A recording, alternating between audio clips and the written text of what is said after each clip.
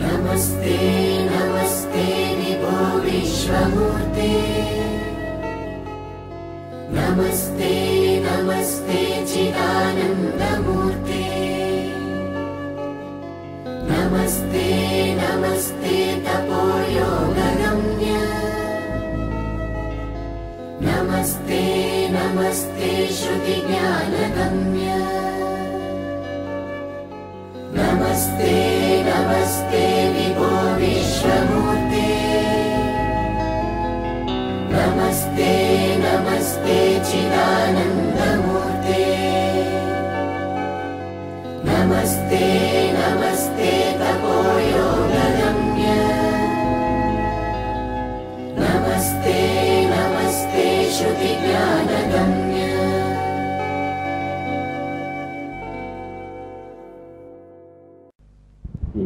Non స్టాప్గా చేస్తున్నారు. అది నాకు ఎంత ఆనందం వేసిందో చెప్పలేదు. ఏంటి ఇది ఎట్లా సాధ్యమవుతుంది? చిన్నప్పుడు 11వ సంవత్సరంప్పుడు రుద్రం ఎలా అనుకున్నానో ఇప్పుడు కూడా రుద్రం అలాగే రుద్రం అది. దానివల్ల ఏమిటంటే మొత్తం బ్రహ్మాండంలో పైన దాని శిరస్సు ఉంది, అక్కడి నుంచి ఆ కాలం ఇలా దిగి ఇలా ఇలా ఇలా ఇలా తిప్పుకుంటూ వచ్చి చివరి తోక అక్కడ పాతాళం చివరి బ్రహ్మాండంలో లోయెస్ట్ పాయింట్ ఇక్కడికి వచ్చింది. హైయెస్ట్ పాయింట్ చాలా స్పైరల్గా తిరుగుతుంది. అందుకని లోకాలని ఆ రూట్లో తిరుగుతున్నాయి. సర్పం ఎలా ఉందో అది రూట్ లోకాలన్నిటికీ. కిందకి పాతాళాలు ఇలా వచ్చేసి మధ్య భాగంలో వచ్చేటప్పటికి భూలోకం, ఇంకా అక్కడి నుంచి ఇలా పైకి వెళ్ళి ఊర్ధ్వలోకాలు అలా వెళ్తాయి. That's how the universe is designed. దాన్ని అదే రహస్యం. అది ఇయర్స్ నుంచి దాన్ని చేస్తున్నారు.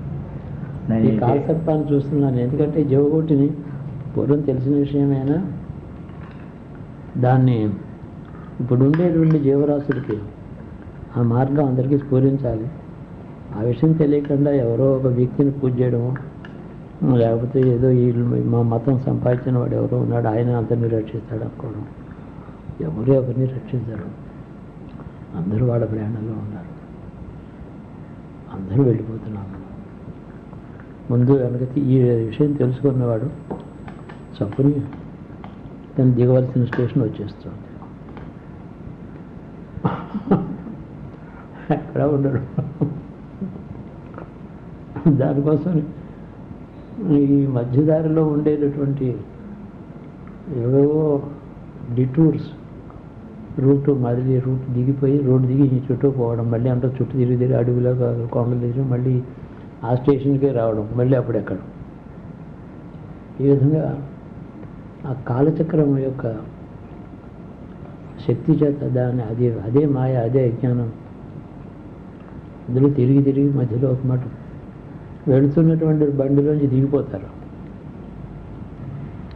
మళ్ళీ అది ఎక్కడానికి కొన్ని జన్మలు అవుతాయి. చుట్టూ అలా తిరిగి అడవులు ఈ కొండలు తిరిగి మళ్ళీ వచ్చి ఈ స్టేషన్కి వచ్చినట్టు 10 జన్మలు అటు తిరుగుతారు. అందుకని ఇలాగా వీళ్ళకి ఎంత టైం అవుతుంది. తెలిసిన వాడికి ఏమీ లేదు. ఆ జంత ఒకటి ఇప్పుడే ఇక్కడే. అది తెలుసుకోవడమే మనకు ఒక సూక్ష్మంగా చెప్పేస్తే తెలుసుకోవడానికి గురువే ఉండాలి. ఎవడో ఒకటి చెప్పేవాడు ఉండాలి. కనీసం ఏ ఊరు ఎక్కడికి వెళ్తుందంటే ఈ రోడ్డు ఎక్కడికి వెళ్తుందంటే జనరల్ కలకట్టా వెళ్తున్నాడు. ఇంకోళ్ళు అడిగితే ఈ రోడ్డు ఎక్కడికి వెళ్తే నా చిన్నప్పటి నుంచి ఇక్కడే ఉందన్నాడు. అది కరెక్టే. వాడు కొంచెం కోతి కొమ్మచ్చి అల్లరి చేసేవాడు. రాను అయితే పిలిపించుకొని వద్దామని మర్యాదగా ఉంటున్నాడు. ఎలాగంటే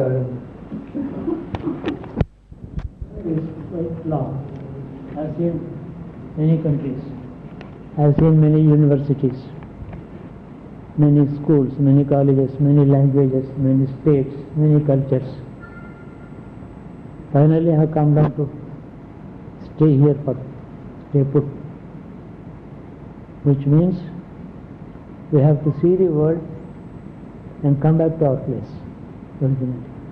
We have to gather information, experience, exposure by traveling, by going around the world, and finally come back to your own home culture and home. That is the best thing.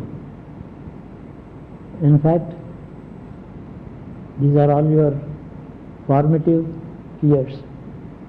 Whatever you learn today will be remembered for long, for life. If you can get an English verse by heart, you will remember the same. When you are old, you will be able to repeat it to your grandchildren. That is how you are called the impressionable age. Anything that you learn goes deep into your psyche. Most important thing is we have now 63 years of independence we have got. I was graduating before independence in the same university. I was a student of modern physics way back in 1947. Today, the country has gone through many changes.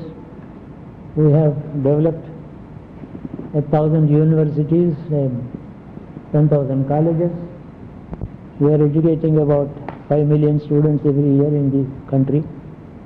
What does it all mean? It means that the country itself is going through a great experience of history. And now you are supposed to understand something about your motherland. You must have some knowledge about the history of this country.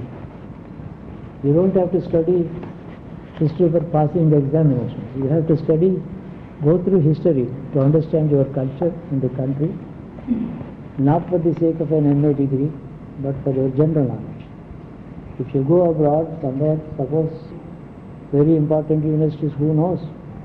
Some of you can become Indian Administrative Service officers. Our friend is there, former district collector of Visakhapatnam, Prasad Garu is here. He was district collector some years ago in Visakhapatnam. Like that, you can also become district collectors or district magistrates or army officers or great business magnates, executives, whatnot. But then, even irrespective of your position in life, what you know about your country is more important, so that you can, suppose you go as an ambassador of India to the United States, somebody asks you what is the specialty of India, you must be able to speak. So, in every country in this world, the children are taught a brief history of their own respective motherland. They can speak about their motherland where they go. That is the building up of the personality, very important. Please know something about this country. I would suggest to the authorities of the schools to take the children round, make them tour, expose them to the various regions in this country every year. Every student in the youth must spend at least a fortnight of touring the country in some corner. Suppose you go to Assam, you will know Assam is part of India, what is the common, what is not common with your state and the Assam people. So touring is more important. I have been touring this country right from my childhood. I have seen Delhi, Punjab before independence and after independence. I have seen the difference. Exposure is important. North Asian states, what we call the Seven Sisters, a very ancient historic part of this country. Right from Mahabharata times, Assam was part of India, Arunachal Pradesh part of India. Even Lord Krishna's time, 3000 years before Christ, it was part of India. What you will see in Puranas is nothing but history, it's not fiction, it is history. So I have seen various areas in this country. You must also understand your country. And somebody asks you, what do you know about your motherland? You must be able to speak briefly and with clarity.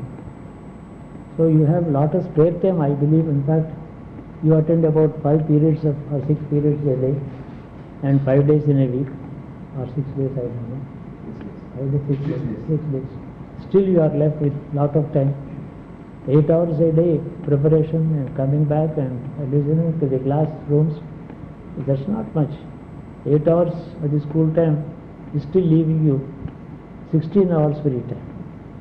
Even if you do some homework at home, Still you are left with lot of time. You can play, you can read and improve your knowledge. Use your spare time for betterment of your knowledge, of personality. In fact, the physical body is not the man, knowledge is the man. What he knows, what he can express, what he can understand, what he can make others understand. That is the man inside. Please go through. In fact, as I said, your teachers are like your parents, because they are parents at home. They have their own children also. So they love you so much. So if you understand that your teacher is like your father and mother, you can go closer to them, put questions, ask them to clarify your doubts and things like that. Make the best use of your youth. Play some games. In fact, whatever you learn in this youth will be your permanent asset for life. You can speak about it even when you are old. Like I am doing what I have studied way back in 1943 or 42. In 1942, Quit India movement was there. Gandhiji gave us a call demanding the British to quit this country without any procedure, without any process, just get out, we will rule ourselves, he said. So we undertook some kind of satyagraha activities. I also participated along with about 36 children, stopped the Madras mail, but we did not store it, we did not destroy a glass. That is, in fact, there should be a good culture even in protest. Even in war, there is a morality. That is the Indian history. In Mahabharat war, and the enemy did not have a bow and arrow in his hands, he did not shoot him. Only when your enemy is armed, has his weapon in his hand, then only you can drive your arrow to him. So we have morals even in war. So we observe certain morality and decency and civilizational standards. Then we were doing satyagraha. In 1942, we stopped the Madras mail from Madras to Calcutta. It was going near Rajahmundry. We stopped it for 2.5 hours. And the drivers, most of them were Anglo-Indians. They came down, spent time with us, and we exchanged many of our ideas. In the meanwhile, the passengers might be put to some inconvenience. We served them water and a cup of tea also, the passengers. Our idea is to stop the Madras mail, which is going to Calcutta, for 2 hours, lodge our protest, it will go into the car. So the collector sent a telegram to the governor reporting that the students, numbering about 36, stopped the mail near Rajahmundry for 2.5 hours, but they behaved very well.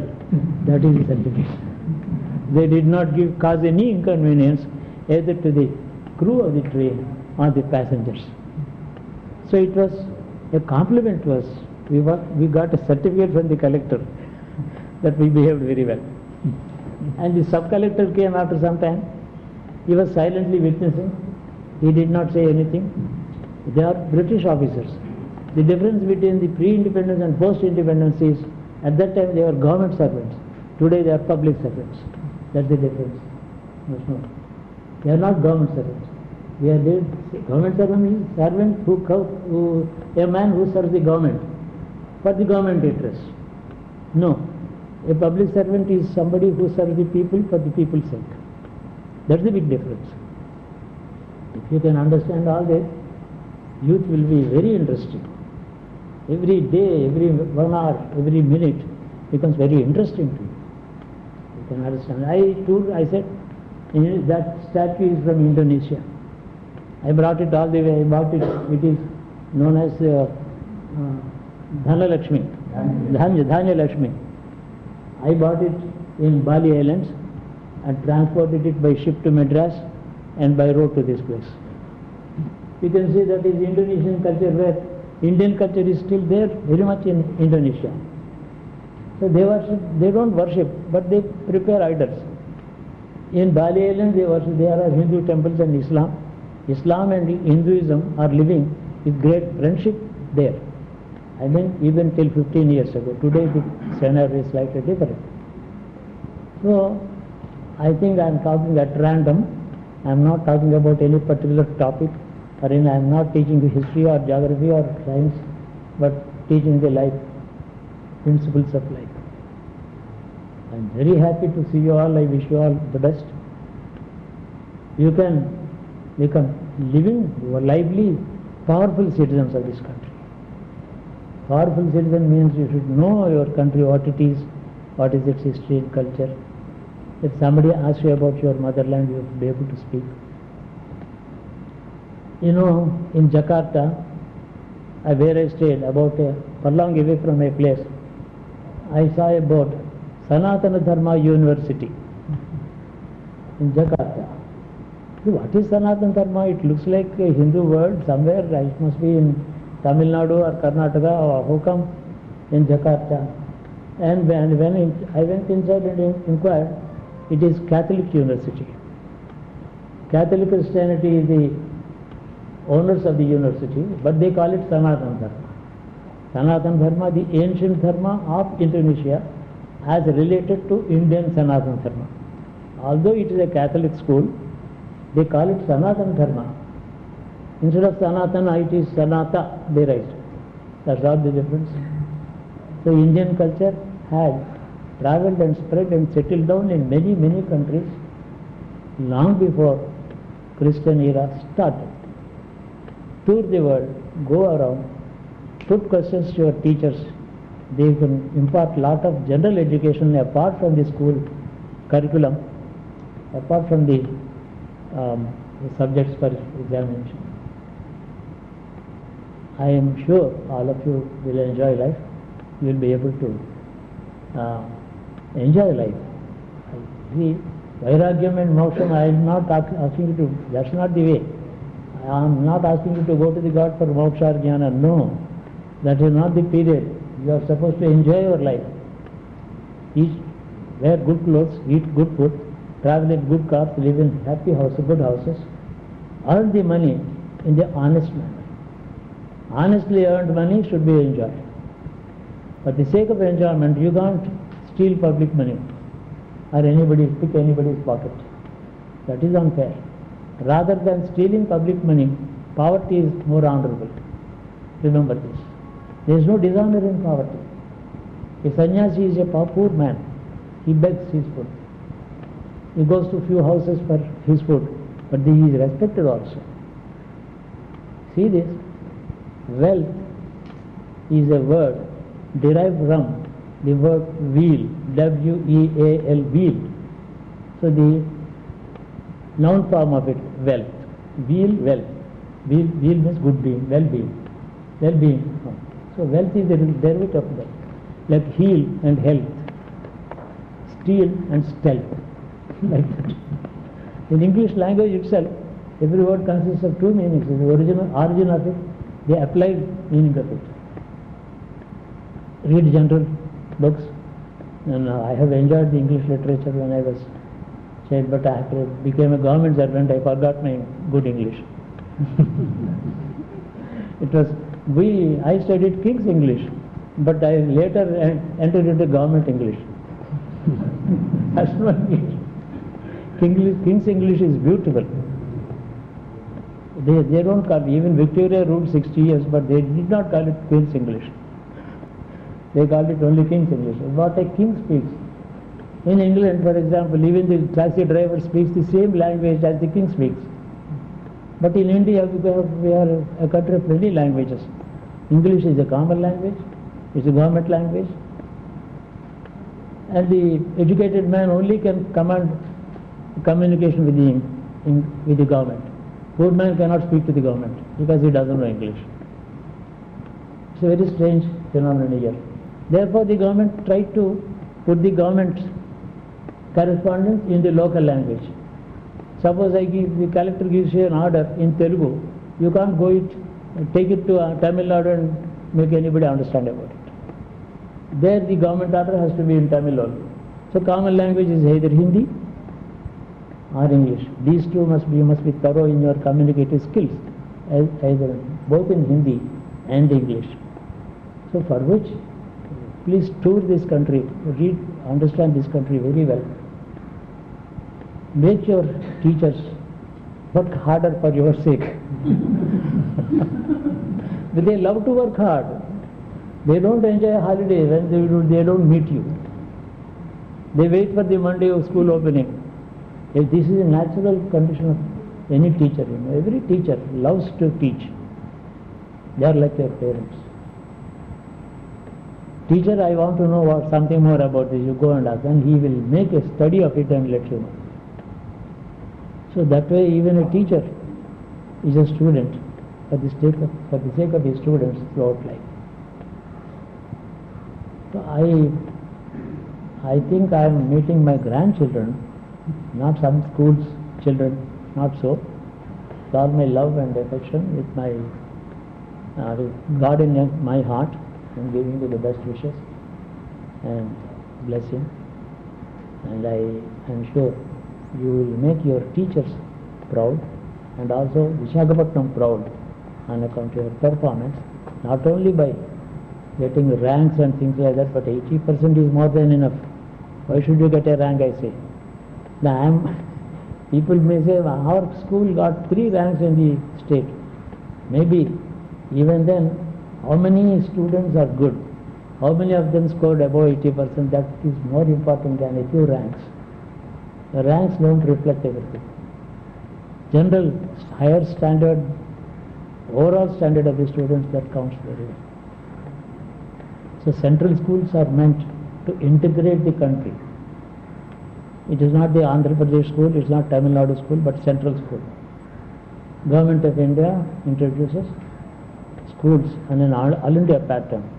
So you can straight away go to Assam, Guwahati, or Karnataka, or Trivandrum, anywhere you have a common curriculum and system.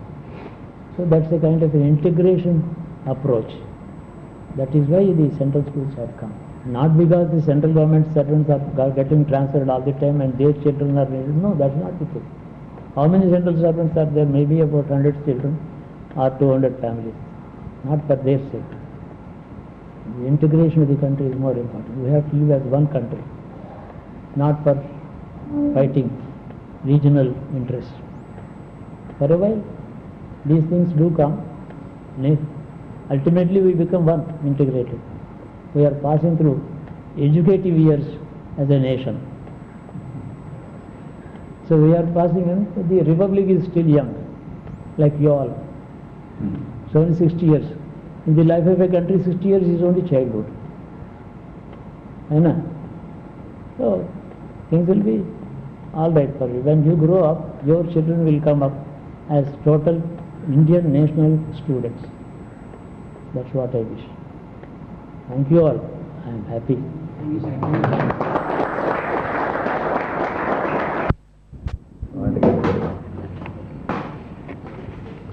ఇవన్నీ ఏమీ అవసరం లేదనిపించింది, కానీ ఒకటి అడగాలనిపిస్తుంది.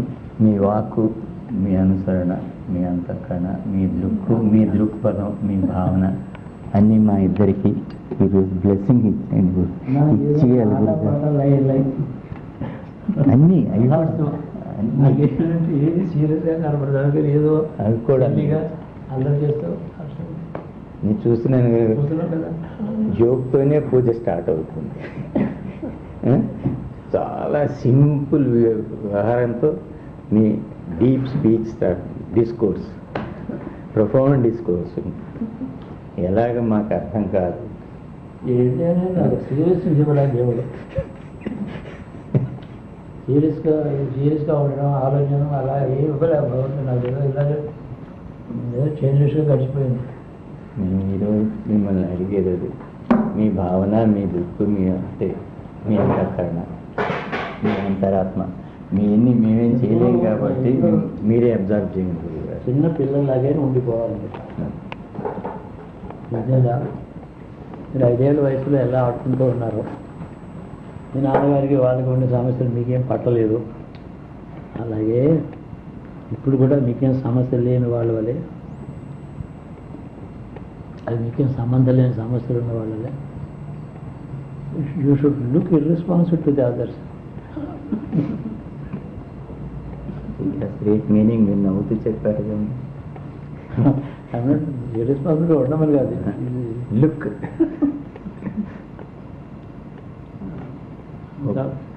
నేనేమిటంటే sometimes I look as the really interview చేసి చాలా శ్రద్ధ చేస్తున్నాడు అనుకుంటారు. అది వేషం. ఇంటర్నల్లీ నాకు ఏమీ కనపడదు. ఇక్కడ ఏం చేశాను, ఎందుకు వచ్చాను, ఏం చేస్తున్నాను, ఇక్కడ ఏమన్నా వాల్మీకి మౌనంగా కూర్చుంటే చుట్టూ ఆయన పుట్టలు పెరిగాయి. అలాగే ఏమీ చేయకుండా కూర్చుంటే కూడా చుట్టూ ఏదో పెరుగుతుంది. ఒక్క విషయం అనిపించింది గురుగారు, మిమ్మల్ని అడుగుదాం అనుకున్నానంటే ఎవ్రీథింగ్ ఈజ్ హ్యాపెనింగ్ అని అనిపిస్తుంది గురుగారు. Everything is happening, the source it self is happening, beyond the source శివుడు అనుకోండి ఏమనుకో అన్నీ happening, an account of that everything is happening. ఒక్కటి మాత్రం బాగా గుర్తుపెట్టుకోండి, ఇక్కడ కర్త లేడు, కర్మ జరుగుతూ ఉంటుంది. అది హ్యాపెనింగ్లో కర్త ఎక్కడ ఉన్నాం మీరు అన్నమాట హ్యాపెనింగ్. అందుకని అట్లాగా కర్తృత్వం పోగొట్టుకోవచ్చే కానీ నేను పోగొట్టుకుంటానంటే పోగొట్టుకోలేనేమో అని అందరూ విషయం చేశా కదా పోగొట్టుకోవాలనుకోవడం, విషయం చేయకుండా ఉంటేనే ఏదో పోగొట్టుకోవాలి. ఎవ్రీథింగ్ ఈజ్ హ్యాపెనింగ్ అని అనుకుని కూర్చుంటే అలా యాంకర్ అయిపోతే బాగుంటుంది. పరమేశ్వరుడు ఎంత సృష్టి చేశాడు, ఎంత కాంప్లెక్స్, ఎన్ని లోకాలు, ఎంతమంది దేవతలు, ఎంతమంది కర్మలు, ఈ సుఖాలు దుఃఖాలు, అవిద్య అజ్ఞానం, అజ్ఞానం, తపస్సు, యోగం, ఎన్ని సృష్టించి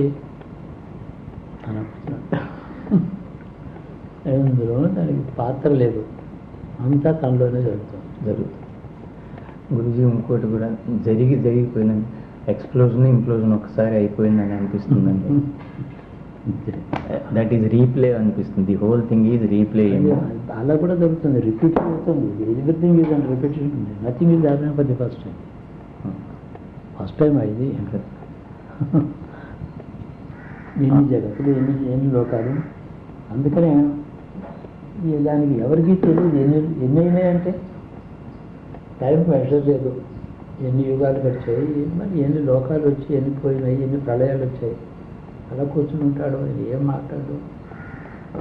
మరి నువ్వే చేస్తున్నావు కదా అని అందరూ ఉంటే అది మాట్లాడు. నువ్వేం చేయడం లేదంటే అవును అది నిజం, నువ్వు కూడా నాలో కలిసిపోయి అలాగే ఉండాలంటాడు. జ్ఞానికి తనేమో అకర్మకృతి కర్మ చేయని వాడు వల్లే జ్ఞాని తను గ్రహించాలి. సుఖ దుఃఖాలు అనిపించేవాడు అన్నిటికీ తన కర్తగా వాళ్ళు భావించాలి. తెలిసిందా? అందులో చాలా అర్థం అది. నేను చేయని మాట యుద్ధాలు చేస్తూ, కర్మ చేస్తూ, రాజ్యాలు చేస్తూ, యజ్ఞాలు చేస్తూ, అది సంధులు చేయించుకుంటూ ఇన్ని చేసేవాడు. కర్మ సుఖాలు దుఃఖాలు అనిపిస్తూ అంతా ఈశ్వరుడు చేస్తున్నాడని వాడు అనుకున్నాడు. అప్పుడు తన కర్తృత్వం పోతుంది. జ్ఞాని నువ్వేమీ చేయటం లేదు కదా, అన్నీ జరుగుతున్నాయి కదా అని అనుకుంటే తనకేమో మోక్షం కదా. ఆ లక్షణాన్ని ఇతడు జ్ఞాపకం గుర్తిస్తే ఇతడికి మోక్షం కలుగుతుంది. సుఖ దుఃఖాలు అనుభవించే వాటికేమో తన కర్తృత్వంలో ఈశ్వరుని కర్తృత్వం పెట్టింది. రెండూ నిజమే. చాలా correct. Everything all inclusive, nothing is నక్షలో ఒక చెప్పాను, ఒక ఇంజనీర్ నక్షలే. This is beautiful. అసలు దాని మించి అదే అనిపిస్తుంది. అదే మీరు చెప్పారు. ఒకటి నెగెట్ చేయడానికి, ఒకటి తీసుకోవడానికి ఏమీ లేదు. అంతా కూడా కొందరు అంటారు గురుగారు పెద్ద మహాలక్ష్మి గుడి కట్టారు, నాకు తెలిసి నేనేం చేయలేదు. అలాగా భగవంతుడు రెండు రకాలుగానూ కనపడతాడు. అంతా చేసేవాడి వలే, ఏమీ చేయని వాడి వలే. రెండు కూడా, ఒకటికేమో కర్తృత్వ భావన పోతుంది, ఇంకొకటికేమో జ్ఞానం కలుగుతుంది. Ultimate Guruji, ultimate. ఎంత అందంగా ఉంటుందా, చాలా బాగుంది. ఎంత సుఖంగా.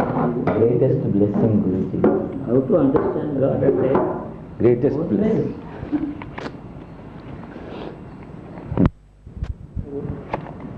ఎక్కువ మాట లేదు, పెద్ద ఫార్మల్గా డిస్కస్ చేద్దామని నేనేం అనుకోలేదు. మీరు ఇద్దరు ఉన్నారు కదా 2 రోజులు ఇక్కడ, 23 జనవరి ఇక్కడికి వచ్చి 13 రోజులు అయింది. 13 సంవత్సరాలు. 13 సంవత్సరాలు అయింది. రోజు కరెక్ట్గా అన్నారు. అంటే ఆయన ఒక మాట అన్నాడు, ఈయన 12 రోజులు అరణ్యవాసం, 1 రోజు సంవత్సరం అజ్ఞాతవాసం పూర్తి. అంటే అర్థం ఏంటంటే మళ్ళీ నా రాజ్యం నాకు ఇమ్మని.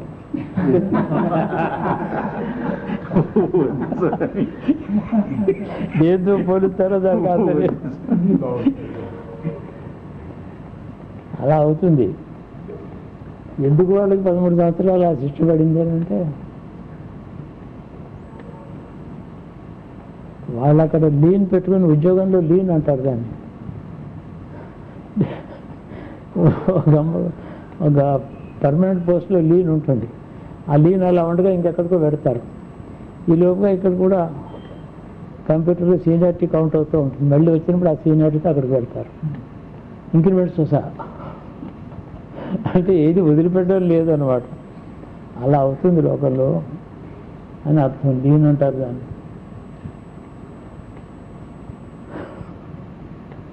ఏంటంటే అదే ఫార్మట్ లాగా అందరినీ ఇన్ఫార్మ్ చేసి పిలుచుకొచ్చినట్టున్నారు. ఏం లేదు, ఇంత ఫార్మాలిటీ ఏం లేదు అని నేను అన్నాను. అట్లా ఇప్పుడు అందరూ అడిగేది ఏంటంటే 2012 గురించి అడుగుతున్నారు ప్రతి వాళ్ళు నన్ను ప్రశ్నలు. 2012 డిసెంబర్ ఏమంటారు? చాలా ఎన్నో రిపోర్ట్స్ వస్తున్నాయి ప్రతి వాళ్ళు. మీరు ఇంటర్నెట్లో చూసే ఉంటారు, ఎంతమంది ఎన్నో రాస్తున్నారు. ఈ పాటికి అప్పుడే 1,00,000 పేజీలు దాటిపోయింది దాని మీద లిటరేచర్. 1,00,000 పేజీలు దాటిపోయింది. 2012లోనే ఒక రిచర్డ్ అనేవాడు పుస్తకం రాశాడు. అప్పుడే అది 2005 నుంచి వాడు దాని మీద పనిచేస్తున్నాడు. 2007లో మళ్ళీ ఎపిలో కలిపాడు, ఇంకేదో రాశాడు.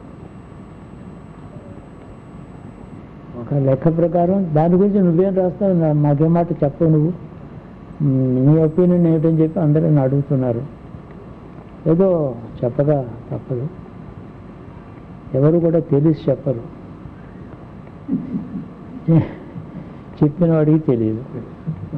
రెండు అందరూ గెస్ వర్కే. అలాంటి కాలం ఇది. ఎందుకంటే ఈ కాలంలో ప్రతివాడికి జ్యోతిషం ఒకటి. జ్యోతిషం నేను ఏం చేశానంటే 4 నెలల క్రితం, 4 నెలలు అయిందా, మనం ఈమెయిల్ ఇచ్చాం అందరికి. గాయత్రి వస్తే అక్కడి నుంచి బెంగళూరు నుంచి ఒబామా మీద ఆర్టికల్ రాసి పంపించింది ఆవిడ. బెంగళూరు నుంచి Gayatri Vasudev astrology, mundane astrology మీద రాయమన్నాను అందరినీ. జాతకాలు ఎన్ని లక్షల మందిని మీరు ఎంత కరెక్ట్గా చూసి ఫలితాలు చెప్పినా అందరూ వెళ్ళిపోయేవారు. అదే దానివల్ల ఎవరు ఉండేవాళ్ళు కాదు. అలాంటి జ్యోతిష్ శాస్త్ర విజ్ఞానానికి అది చేసిన సర్వీస్కి పర్మనెంట్ వాల్యూ ఉండదు. పర్మనెంట్ వాల్యూ అంటూ మనకి ఏమన్నా నిజంగా జ్యోతిషం తెలిస్తే కాలం ఏమవుతుంది, యుగం ఏమవుతుంది, లోకం ఏమవుతుంది అని చెప్పాలి. అదొకటే వాల్యూబుల్. దాన్ని బట్టి చెబితే నలుగురికి కాస్త చదువుకోవడానికి పర్మనెంట్ వాల్యూ, జనరేషన్స్ ఆ విషయం చదువుకోవచ్చు. పురాణం అలా చెప్తుంది. యుగం ఉంది, కలియుగం. యుగం 8,000 సంవత్సరాలు ఉంటుంది. దాని తర్వాత ఇలాగా మళ్ళీ యుగం మారిపోతుంది. యుగం ధర్మానికి యుగానికి సంబంధం ఉంది. ఒక్కొక్క ధర్మం హీనపక్షం ఇలా కిందకి వెళ్ళిపోతుంది, ప్లమటింగ్ క్షీణిస్తుంది, మళ్ళీ వృద్ధిలోకి వస్తుంది. అవి చెప్తారు. అవి ఇప్పటికీ మనం చదువుకుంటూ ఉంటాం. సపోజ్ దుర్యోధనుడి జాతకం అందులో క్లియర్గా ఉందనుకోండి, మనకి ఎందుకు పనికొస్తుంది? పాండవుల జాతకాలు ఉన్నా అంతే. అవేమి పర్మనెంట్ వాల్యూ కాదు, అవి వెళ్ళిపోయాయి. మనకి యుగం ఏం చెప్తోంది అనే ప్రశ్న. మనకి మాయన్ సివిలైజేషన్కి చాలా క్లోజ్ రిలేషన్షిప్ ఉందని చెప్పి రాస్తున్నారు. ఇప్పుడు మెక్సికోలో, గ్వాటమాలా దగ్గర చుట్టుపక్కల ఉండేటువంటి ఏవో ఏరియాలో వాళ్ళు చెప్తున్నారట యుగాంతం అయిపోతుంది ఇప్పుడని. వాళ్ళ క్యాల్కులేషన్ ప్రకారం 2012 డిసెంబర్ 21 చెప్తున్నారు. మరి మన కలియుగం విషయంలో ఆర్థడాక్స్ పీపుల్ పురాణం ఎలా ఉందో అలాగే చెప్పేవాళ్ళు కొందరు ఉన్నారు. 4,32,000 సంవత్సరాలు కలియుగం, అందులో 5000 సంవత్సరాలే, అప్పుడెక్కడ పోతుంది అని. పోతుందని అంటే ఏమిటి, ఎక్కడ అంతమైపోతుందని చెప్పలే, యుగం మారుతుంది అన్నారు. యుగం మారుతుందంటే ఏదో ఒక పెద్ద మేజర్ ఈవెంట్, చాలా పెద్ద షేకప్, మన నాగరికత, మన జీవకోటి, భూమి మీద ఉండేటటువంటి సిస్టమ్ ఆఫ్ వాల్యూస్, దానికి అప్లై చేయాలి ధర్మం. అంటే ఏది ధర్మం అని అనుకుంటామో ఆ ధర్మం యొక్క చరిత్రే యుగాలు.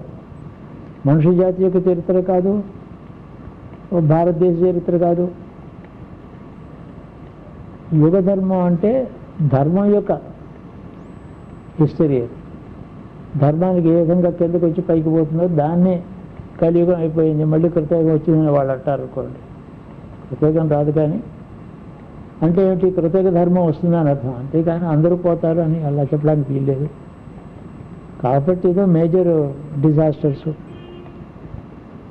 ఇది మన మతాల్లో, మాయన్ సివిలైజేషన్లో, వాళ్ళ మతంలోనూ హిందూ ధర్మంలోనూ చెప్పినటువంటి యుగాంతం ఇది. మాయన్ సివిలైజేషన్లో అంతా ఎన్హిలేట్ అయిపోతుందని రాశారు. వాళ్ళు చెప్పినంతా నాశనం అయిపోతుంది, ఏం మిగలుతుందని వాళ్ళు చెప్పారు. ఇంకా ఇది కాక సైంటిఫిక్ థింకింగ్ అవుతుంది. వాళ్ళు సైంటిస్ట్ కూడా 2012 గురించి ఆలోచించారు. వాళ్ళు దీని గురించి ఎందుకు ఆలోచించారు, వాళ్ళు కూడా లోపల భయం ఉంటేనే. అందరికీ కనపడేది ఎన్వైరన్మెంటల్ పొల్యూషన్ అదొకటి ఉంది, హీటింగ్ ఒకటి ఉంది, గ్లోబల్ హీటింగ్. దానివల్ల వచ్చిన ముందర గ్లోబల్ హీటింగ్ అంటారు, కానీ గ్లోబల్ హీటింగ్ వల్ల ఇమ్మీడియట్ ఎఫెక్ట్ కూలింగ్ ఉంటుంది. ఫర్ ఎగ్జాంపుల్, ఈ సంవత్సరం మాకు 2 నెలలు దాటిపోయింది, చాలా లో టెంపరేచర్స్లో ఇక్కడ ఉన్నాం. అది ఎప్పుడు అలా ఎప్పుడు జరగలే, ఇంత కోల్డ్ ఎప్పుడు జరగదు. అంటే ఏదో కొంచెం మార్పులు ఎక్కడో వస్తున్నాయి. అది వాతావరణం. ఎర్త్ మ్యాగ్నెటిక్ ఫీల్డ్ అని ఒకటి ఉంది. లోపల కోర్ అది ఎర్త్లో లిక్విడ్ స్టేట్లో ఉంది, ఇంకా లోపల గ్యాషియస్ స్టేట్లో ఉంది. అటామిక్ ఎక్స్ప్లోజన్స్ అవుతున్న స్టేట్ ఒకటి ఉంది. లోపలికి పోతే అయానిక్ స్టేట్లో ఉంది మ్యాటర్, అటామిక్ స్టేట్లో కూడా లేదు. అది బాగా స్పిన్నింగ్లో ఉంది, యాక్సిస్ మీద తిరుగుతూ ఉంటే అది ఒక డైనమో లాగా పనిచేస్తుంది. మ్యాగ్నెటిక్ ఫీల్డ్ డెవలప్మెంట్స్ ఉంటుంది. ఆ ఫీల్డ్ అంతా డిస్టర్బ్ అయిందని అంటున్నారు. ఆ మ్యాగ్నెటిక్ ఫీల్డ్ అంటే కంటికి కనపడకుండా ఉండేటటువంటి ఒక షీల్డ్. అందులో పెద్ద గ్యాప్ ఏర్పడింది సార్ ఆ ఫీల్డ్లో. ఆ గ్యాప్, ఆ బ్రేక్ ఎంత వచ్చిందంటే కాలిఫోర్నియా స్టేట్లో ఎంత ఉందో అంత ఏరియా ఉంది సార్. ఆ మ్యాగ్నెటిక్ ఫీల్డ్ ఏం చేస్తుందంటే సోలార్ రేడియేషన్స్ కానీ ఇతర అల్ట్రా వైలెట్ డేంజరస్ రేడియేషన్స్ కానీ భూమి మీదకి రాకుండా అది కాపాడుతుంది. దాంట్లో బ్రేక్ వచ్చింది కాబట్టి ఎనీ డేంజరస్ అవుటర్ స్పేస్ నుంచి వచ్చే రేడియేషన్స్, వాటి నుంచి మనకి ఎర్త్కి ప్రొటెక్షన్ లేకుండా పోయింది. అయితే అలాంటి రేడియేషన్స్ వస్తాయా ఇప్పుడు ఏమన్నా ఎక్స్పెక్ట్ చేస్తున్నారంటే అవును, ఎక్స్పెక్ట్ చేస్తున్నాం. We are expecting sun raid, because sun spots ఏమో 11.5 years మాట వస్తూ ఉంటాయని అంటూ ఉంటారు వాళ్ళు. ఈసారి 2005లో వచ్చాయి. అప్పుడు కట్రినా అవి మొదలైన పెద్ద పెద్ద డేంజర్స్. ఆ టైంకి చాలా ఎక్స్ట్రాడినరీ సోలార్ యాక్టివిటీ ఉండిందిట. అబ్జర్వేషన్ వల్ల ఏంటంటే సోలార్ ఫ్లేర్స్ అని అంటారు వాటిని. అది అక్కడ ఎప్పుడు జరిగినా భూమి మీద కొన్ని మేజర్ డిజాస్టర్స్ వస్తున్నాయి. హరికేన్స్, స్టార్మ్స్, సునామీ అంట, అవి ఇవన్నీ ఎర్త్క్వేక్స్ ఇవన్నీ వస్తున్నాయి. అలాంటిది 2012 కూడా చాలా ఇండికేషన్స్ ఉన్నాయి. ఇప్పుడే సోలార్ ఫ్లేర్స్ చాలా ఎక్కువగా ఉన్నాయి. సో దానివల్ల షీల్డ్ పోగొట్టుకుంది కదా ఎర్త్, అందులోంచి పెనిట్రేట్ అయ్యి వచ్చాయంటే డేంజరస్ రేడియేషన్స్కి ఎక్స్పోజ్ అయిపోతుంది ఎర్త్. దానివల్ల చాలా డేంజరస్ కండిషన్స్ వస్తాయని సైంటిస్ట్ చెప్తున్నారు. అస్ట్రాలజర్స్కి సైన్స్ రాదు, సైంటిస్ట్కి అస్ట్రాలజీ మీద నమ్మకం లేదు. కానీ వాళ్ళు చెప్పేది ఏమంటే బై ఎనీ ఛాన్స్ ఒకవేళ మనం సర్వైవ్ అయితే, అలా అన్నారు వాళ్ళు, సర్వైవ్ అయితే ఎంత 50% ఇది పాపులేషన్ సర్వైవ్ అయితే ఎక్కువ.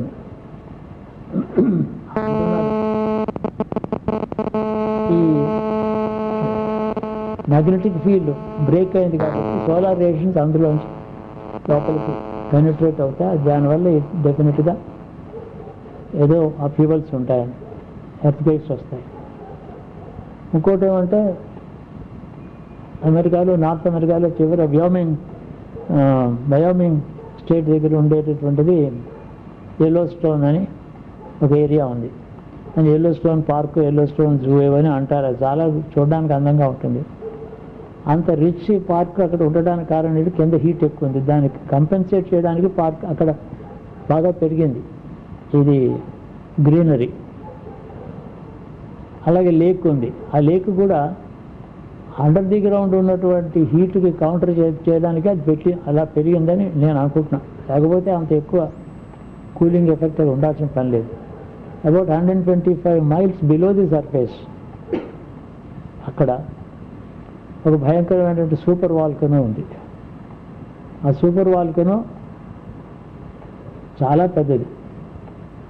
సంథింగ్ అంటే ఒక సిటీ అంత సైజ్ ఉంటుంది అది వాల్కనో అంటే. సైజ్ ఏంటంటే larger than the city of Tokyo అని రాశారు. అది దానికి ఒక పీరియాడిసిటీ ఉంది. మన వాళ్ళు సైంటిఫిక్గా చాలా విషయాలు తెలుసుకుంటారు వీళ్ళు. అది ఎప్పుడో ప్లేరప్ అవుతూ ఉంటుంది. అది ఎన్ని మాటలు అయింది? 3 మాటలు అయింది. 2 million years ముందు, 20 lakhs ముందు, 13.5 lakhs ముందు, 6.5 lakhs ముందు ఇయర్స్కి. ఇప్పుడు సరిగ్గా it is any day, it is on date, any time it can flare up అని వాళ్ళు అంటున్నారు. అప్పుడే యాక్టివిటీ కూడా ఉంది కింద అంటున్నారు. They are noticing some activity, seismic activity కూడా ఉంది. అదొకటి. అంతేకాక కొందరు సైంటిస్ట్ అంటే టుడే టుమారో 2012 ముందో వెనుక ఎప్పుడైనా కావచ్చు. అదైతే ఏమిటి మరి ఒక ఏరియాయే కదా అంత కాదు అంటే దానివల్ల అక్కడ ఉంటే యాక్టివిటీ వల్ల కొన్ని ఇంకా అదర్ సూపర్ వాల్కనోస్ అని కొన్ని ఉన్నాయి. అవన్నీ కూడా ప్లేరప్ కావచ్చు. ఇంకోటి ఏమంటే అది ఎల్లో స్టోన్ కథ. దే ఆర్ ఎక్స్పెక్టింగ్ యాక్చువల్లీ వాళ్ళు. ఇప్పుడు ఈ డిస్కషన్ రాకముందు నుంచి వాళ్ళు ఎక్స్పెక్ట్ చేస్తున్నారు. ఈ మెడిటరేనియన్ ఏరియాలో అంటే గ్లోబ్ మీద ఈక్వేటోరియల్ రీజన్ మీద ఇంకా కొంచెం కింద అవంతా కూడా సముద్రం కింద ఉండేటటువంటి ఓషన్ ఫ్లోరు అది it is showing some seismic disturbances. ఎప్పుడో ఏదో ఒకటి కావచ్చు, దానికి ఏమీ డౌట్ లేదని చెప్పేసారు. ఇవన్నీ కలిపి మొత్తం by and large scientific opinions, geological data, volcanic eruptions, space data, solar data ఇవన్నీ కలిపితే 2012 నుంచి అవన్నీ సైంటిఫిక్ డేటా ఏమేమి ఇచ్చారో అన్నీ కూడా 1 by 1 గబగబా రాసుకుంటూ చివరికి నా ఒపీనియన్ ఏదో చెప్పాలని ప్రయత్నం చేస్తున్నా. నాకు అస్ట్రాలజీలో కొంచెం డాబ్లింగ్ ఉంది.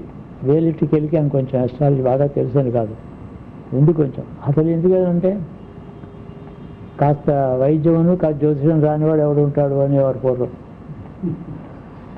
ఎవరో కడుపులేమంటే ఏం లేదు గచ్చక ఇలా అరుగు తాగేసి తగ్గిపోతుంది, వెళ్ళిపోతారు. వాడు అడగకుండా ఒపీనియన్ ఇచ్చిపోతాడు. తనకు వస్తే దాని దగ్గర డాక్టర్ దగ్గర పరిగెత్తాడు, కానీ పోతే ఒపీనియన్ ఇచ్చిపోతాడు. వాళ్ళు తలనొప్పి ఉంది కాస్త పట్టి వేసుకొని సరిపోతుంది అంటాడు. అలాంటి వైద్యం అందరికీ తెలుస్తుంది. అలాగే జ్యోతిషం. కానీ నా అభిప్రాయంలో 2012 నుంచి 2020 దాకా ఒక 8 years period critical period for the globe. అది వాళ్ళు 2012 మీదే పెట్టుకున్నారు వాళ్ళు. అది ఒక 8 years పీరియడ్. ఓవర్ నైట్ సడన్గా ఏమైపోతుంది కాదు. యుగ సంధి అంటే ఏమిటి? శ్రీకృష్ణుడు జీవించిన కాలంలో, మహాభారత కాలంలో యుగ సంధి చాలా పెద్ద అభ్యువలు అని అంట. అయితే ఏంటంటే అప్పుడు కూడా 2 గ్రహణాలు వచ్చాయి. మహాభారత యుద్ధం అయింది. చాలామంది ఏబుల్ బాడీడ్ పీపుల్ అందరూ పోయినారు. ఎవరు యూత్ కానీ మిడిల్ ఏజ్ కానీ బాగా యుద్ధం చేయగలిగిన ఓపిక ఉండే వాళ్ళందరూ పోయినారు. బహుశా లేబర్ క్లాస్ అంటాం, పొలాలు దున్నేవాళ్ళు వాళ్ళు మిగిలారు. Middle class and upper middle క్లాస్లో, అప్పర్ క్లాస్లో ఉండే వాళ్ళందరూ కూడా యుద్ధంలో రాజవంశాలు అవి వీపోయినాయి. సోల్జర్స్ చాలామంది చచ్చిపోయారు. అయితే మళ్ళీ ఏమైనా అంతటితో ఇక సముద్రం అయితే మునిగిపోయిందని నేను చెప్పలేదు. వెంటనే మళ్ళీ రాజ్యాలు అభిషేకాలు చేశారు. జరాసంధుడు కొడుకులు వీళ్ళందరూ, మళ్ళీ పాండవులు వీళ్ళంతా రాజ్యాల్లోకి వచ్చారు కదా. So earth continued. ఒకసారి అంటే ఒక మాట అన్విలేట్ అయిపోలేదు, మేజర్ ఈవెంట్ అయింది. అలాంటి major events geological, astronomical triggered, outer space నుంచి వచ్చే డేంజర్స్ అవి కానీ వాటర్ ఇవన్నీ అయినప్పటికీ కూడా earth has to continue. Civilisation బాగా ఎఫెక్ట్ అవుతుంది, మారల్ వాల్యూస్ అన్ని బాగా ఎఫెక్ట్ అవుతాయి, రివైజ్ అవుతాయి. అంటే ఒక పాతకాలపు ఒక 100 years తీసుకోండి, ఎన్నో వరల్డ్ వార్స్ అయినాయి, ఎంతో డిస్ట్రక్షన్ అయింది, మ్యాన్మేడ్ డిస్ట్రక్షన్ ఎక్కువ ఉంది. రిలీజన్ పేరుతో రిలీజియస్ డిస్ట్రక్షన్, అది డిస్ట్రక్షన్ రిలీజియస్లీ ఫాలోడ్ అవి ఉన్నాయి. ఇవన్నీ అయినాయి కదా 100 years. ఇప్పుడు కూడా అన్నట్టు జరుగుతాయి. దానివల్ల దాన్ని మనం ప్రివెంట్ చేయాలి. అప్పుడే కథ మొదలై 100 years అయిందని చెప్పాలి. 13వ శతాబ్దం తర్వాత మోస్ట్ వైలెంట్ సెంచరీ. ఇలాంటప్పుడు ఏదో ఒక పెద్ద పాఠం భగవంతుడు మనుషుడికి చెప్పాలి. చెప్తే ఏమవుతుందంటే ఈ వాల్యూస్ ఇప్పుడు మనం అనుకునేటువంటి ఇంటర్నేషనల్ టెన్షన్స్, ఊరిక అటామిక్ స్టాక్ పైల్ అంతా పెట్టుకుని బాగా I want to be the most powerful nation in the world, I can threaten anybody అనుకునే యాటిట్యూడ్ మారిపోవడం. We have to live in peace. Peaceful coexistence is inevitable for all. Nobody can dominate others, అది సాధ్యం కాదు అని ఇలాంటి పాఠాలు నేర్చుకోవడానికి ఒక మంచి టైం వస్తుంది. అది మాత్రం క్లియర్గా కనిపిస్తుంది. మనుషుల యొక్క వాల్యూస్ అన్నీ మారిపోతాయి. దానివల్ల ఇంటర్నేషనల్ టెన్షన్స్ కంటే more of understanding and peaceful co existence in their own homes అది వస్తుంది. అలాంటివే కనపడుతున్నాయి. కానీ 2012 తర్వాత ఆ టైం నుంచి కొంతకాలం వరకు ఏదో మేజర్ డిజాస్టర్స్ అక్కడక్కడ, వాల్కానిక్ ఎరప్షన్స్ కానీ అలాంటివన్నీ తప్పేటట్లేదు. అయితే ఇవన్నీ తెలిసి ఏం చేస్తావు అని నెక్స్ట్ క్వశ్చన్. ఎవడో రాశాడు, కెంటకీ దగ్గర అమెరికాలో అక్కడ జియోలాజికల్లీ చాలా స్టేబుల్, టెక్టానిక్ థ్రెట్స్ యాక్టివిటీస్ ఏమీ లేని స్టేబుల్ ల్యాండ్ ఉంది అక్కడ. అక్కడికి వెళ్ళి ఒక ఫ్లాట్ కొనుక్కుంటే మంచిది కదా, $300,000 వస్తుంది. ఈ మాట అందరికీ తెలిస్తే చాలా 3 million చేస్తారు అక్కడ. సో ఏది స్టేబుల్ ఏరియాస్ ఏదో వెతుకుని అక్కడికి వెళ్తే ఎంతమంది పోతారు. వాడు తమాషగా రాశాడు. కాబట్టి ఎక్కడ వాడు అక్కడే ఉండాలి. Everyone has to face. సామూహికంగా మొత్తం జాతి మొత్తానికి, మానవ జాతి మొత్తం ఏదో ఎంతో మానసికమైన శాంతిని ఇవ్వగలిగినటువంటి తత్వబోధ భారతదేశంలో ఉంది. రిలీజన్ని బోధించలేదు, తత్వాన్ని బోధించిన మన దేశం. అందుకనే రిలీజన్ పోయినా తాత్విక చింతన ఉంది. Hindu philosophy is for surviving even if Hindu religion is not surviving. And this religion is having it's roots in that philosophy only. అదే దీని ప్రాణం. ఈ తత్వం ఎప్పుడు ఇది నిలబడే ఉంటుంది. దీన్ని అందరూ ఒప్పుకుంటారు. బహుశా ఈ రాబోయేప్పుడు నేను చెప్పిన ఈ 8 yearsలో ఈ తత్వాన్ని అందరూ యాక్సెప్ట్ చేయడానికి కావలసినటువంటి థెరపీ, ఒక ట్రీట్మెంట్ మానవ జాతికి భగవంతుడు ఇస్తాడేమో. అల్టిమేట్లీ భారతదేశంలో ఉండే తాత్విక చింతన ఇది ఒకటే శాశ్వతం. ఈ రాజ్యాలు యాటమ్ బాంబ్స్ కావురా, ఏమో ఇది కాక ఏదో రియల్ ఎస్టేట్లో 5,000 కోట్లు లేదా ఆ రాజకీయంలో 50,000 కోట్లు సంపాదించిన ఉపయోగం లేదు. ఈ తత్వమే ప్రధానం అని భగవంతుడు మనకి పాఠం చెప్పేటువంటి కాలంగా నేను దాన్ని చూస్తున్నా. ఆ పాఠమే మనకు అవసరం అవుతుంది. దానికోసమే మనం ఎదురు చూస్తున్నాం నాకు అనిపిస్తుంది.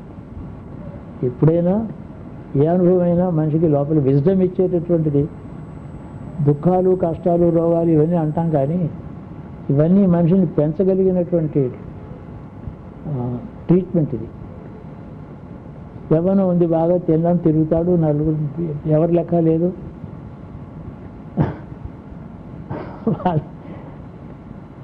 నా అంత వాడు లేడని బాగా తిరుగుతాడు. ఏదో కాల్లో ముళ్ళు పుచ్చుకున్నా లేదా చూస్తుంటే వయసు వచ్చినా ఆ మనిషి ఉండాడు, ఇంకో కొత్త మనిషి వస్తాడు. అప్పుడు కూడా కొంతకాలం ఎర్లీ స్టేజెస్లో నేను ఆ పూర్వం అలా ఉండేవాడిని ఇలా ఉండని చెప్పుకుంటూ ఉంటాడు. ఆ తర్వాత అది మానేస్తాడు. ఇప్పుడు ఎలా ఉండాలని అడుగుతాడు, ఇప్పుడు ఏం చేయాలని అడుగుతాడు. ఇదంతా ఏంటంటే ఆ యవ్వనం తర్వాత దాని గురించిన జ్ఞాపకాలు, దుఃఖాలు ఇవన్నీ మనిషి పెరగడానికి పనికొచ్చేవి. దుఃఖం అనే మాటకి ఏమీ అర్థం లేదు, అనుభవం అంటాం. So called sorrows or troubles, their experiences అంటాను నేను. Is a very experienced man అంటే చాలా సుఖపడ్డాడని అర్థమా? చాలా కష్టాలు పడి అనుభవం సంపాదించాడని అర్థం, అంతే కదా. ఇది చాలా ఎక్స్పీరియన్స్డ్ మ్యాన్ అంటే చాలా సుఖపడ్డాడు, ఆయనకి 3 పెద్ద మెర్సిడీస్ కార్లు ఉండేవి, చాలా అనుభవించాడు అనం కదా మనం. కష్టాలు సుఖాలు చాలా చూశాడు అని అర్థం. కాబట్టి మనిషికి, మానవజాతికి ఎక్స్పీరియన్స్ ఇవ్వడానికే ఇలాంటివి జరుగుతాయి. ఎక్స్పీరియన్స్ కోసం మనం వెయిట్ చేస్తున్నామని అర్థం. లేకపోతే శుష్క వేదాంతం అవుతుంది. అన్నీ బాగా ఉన్నప్పుడు అవకాశంగా ఏదో కూర్చుని అరగంట వేదాంతం వినొస్తారు, మళ్ళీ దాని పనులు తను చేసుకుంటూ ఉంటారు. అలా కాదు ఇది. ఈసారి lasting value, something to be remembered for ever, something to be remembered and not digested and to be followed, అట్లాంటి లెసన్ వస్తుంది ఇప్పుడు. ఇదివరకు వచ్చిన లెసన్స్ ఫాలోడ్ లెసన్స్ కావు, అవి డైజెస్టెడ్ లెసన్స్ కావు. అవి ఈ చెవితో విని ఈ చెవితో వెళ్ళిపోయిన అలాంటి లెసన్స్, అలాంటివి కాదు ఇప్పుడు వచ్చే లెసన్స్. సంథింగ్ సాలిడ్గా మన ట్రాజెక్టరీ, అది మ్యాన్స్ మైండ్ మారే రోజులు ఇవి అని దాన్ని చెప్పాల్సి. అలా లేకపోతే యుగసంధి అని దాని అనం మనం. ఇది యుగసంధి. ఇది మన కలియుగంలో 4,32,000 సంవత్సరాలు అంటారే, అది కాదు, అది ఒక క్యాల్కులేషన్. అది నా అభిప్రాయంలో అది ఇప్పుడు 4,000-5,000 సంవత్సరాలకి అయిపోయింది. కొంచెం పురాణాలు తిరిగేస్తున్నాను ఈ విషయం వచ్చేటప్పటికి. పురాణాల్లో ఏం చెప్తారు? బ్రహ్మవైవర్త పురాణం అని ఒకటి ఉంది. అదంతా శ్రీకృష్ణుడు, రాధాదేవి వాళ్ళు అల్టిమేట్ అని చెప్పే పురాణం అది. ఆ పురాణంలో త్రిమూర్తులు కూడా కృష్ణుడిని, రాధాదేవిని పూజ చేస్తారు. అంటే ఇలాగే చెప్తారు పురాణాలు. శివపురాణంలో శివుడు ఆధిక్యత, విష్ణు పురాణం విష్ణు ఆధిక్యత. ఇందులో బ్రహ్మ వైవర్త పురాణంలో రాధాకృష్ణుడు గోలోకంలో ఉంటారు వాళ్ళు. దాంట్లోంచి వచ్చినటువంటి విజ్ఞానమే రుద్రుడికి, బ్రహ్మకు అందరికీ వచ్చింది. వీళ్ళందరికీ లిమిటెడ్ ఆయుర్దాయం ఉంటుంది, గోలోకంలో కలిసిపోతారు. ఇలా ఉంటుంది ధోరణి అంతా. అందులో ఒక చోట కథ నోటీస్ మార్జినల్గా అండర్లైన్ చేసి పెట్టుకున్నా, ఒక సైటేషన్ కోసం. ఎందుకంటే యుగ ధర్మాన్ని గురించి అందులో ఏమన్నా ఉందంటే యుగ ధర్మం చాలా చెప్పాడు. ధర్మం అంతా నశిస్తుంది. అక్కడ ఏం జరిగిందంటే గోలోకంలో రాధాదేవి, పద్మావతి దేవి పేరుతో అక్కడ ఉంది ఆవిడ. అందులో వచ్చే భారతి, సరస్వతి, లక్ష్మి, ఇలాగా వీళ్ళందరూ పరస్పరం నేనంటే నా భర్తకి ఎక్కువ ఇష్టం, నేనంటే నా భర్తకి ఎక్కువ ఇష్టం అని పరస్పరం పోట్లాడుకున్నారు. అందరూ నీకు అహంకారం ఉంది అంటే నీకు అహంకారం ఉంది, ఒకరినొకళ్ళు తిట్టుకున్నారట, శాపాలు. మరి అదేమిటో వాళ్ళు చాలా highly great respect for women ఉంది మన భారతదేశంలో అంటారు, కానీ ఇవన్నీ చెప్తారు. నాకు భయం వేస్తుంది. Did we really respect women? We don't seem to be having as a highly elevated opinion about women or women would in that according with Purana. గంగేమో సరస్సుని చెప్పించింది, సరస్సు గంగలు చెప్పించింది, పద్మేమో వీళ్ళు చెప్పించింది, నృత్యులు ఇలా అయిపోయింది. సరే వాళ్ళందరూ చివరికేమో గంగా అవతరించింది ఇక్కడికి భగీరథుడు టైంలో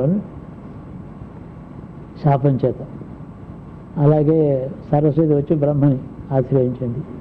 లక్ష్మి విష్ణువు దగ్గరికి వెళ్ళింది. ఈ గంగా నది ఇవన్నీ కూడా అప్పుడు ఆ కృష్ణ పరమాత్మను అడుగుతారు, ఇవన్నీ మాకు ఇలా మేము చెప్పించావు, మమ్మల్ని మాలో మేము చెప్పించుకున్నాం, మమ్మల్ని సరిగా చూడలేదు నువ్వు, నీ వల్ల కదా ఇదంతా అయింది, మాకు ఈ శాపగ్రస్తం అయ్యి మా భూలోకానికి వెళ్ళి మేము ఎన్నాళ్ళు ఉండాలి అని అడుగుతారు. అది పాయింట్. 5000 సంవత్సరాలు అన్నాడు. అది దానికోసం వచ్చాను నేను ఈ గొడవలకు. నాకేంటి కదా క్యాలెండర్ భయం, నాకు ఎప్పుడు ఏమవుతుందని భయం, నిద్ర పట్టదు కదా, భయం ఉంటుంది కదా, దానికోసం పురాణం వెతికా. గంగని అంటాడు నువ్వు 5000 సంవత్సరాలు, మరి చాలామంది పాపాలు నాలో కడుక్కుంటారు, నేను ఎన్నాళ్ళు డిటర్జెంట్గా పనిచేసి నాగైతే ఏమిటని అడుగుతుంది.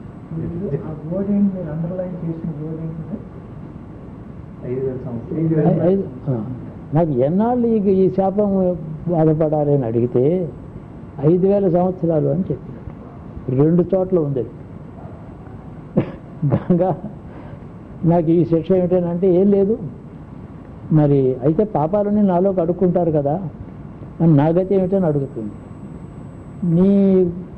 నీలో ఎంతమంది ఎన్ని పాపాలు కడుక్కున్నా నా భక్తులు కూడా వచ్చి స్నానం చేస్తూ ఉంటారు, వాళ్ళ వల్ల ఈ పాపాలు పోతాయంట.